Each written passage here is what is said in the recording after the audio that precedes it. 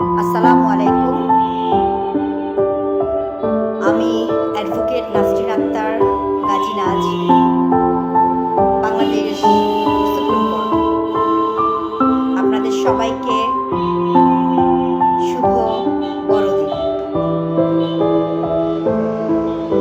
আজকে খ্রিস্ট ধর্মাবলম্বীদের একটি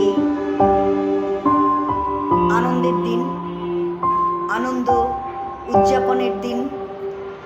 আমাদের মুসলিমদের যেমন রয়েছে ঈদ, আমাদের হিন্দু সনাতন ধর্মাবলম্বীদের যেমন রয়েছে দুর্গাপূজা, তেমনি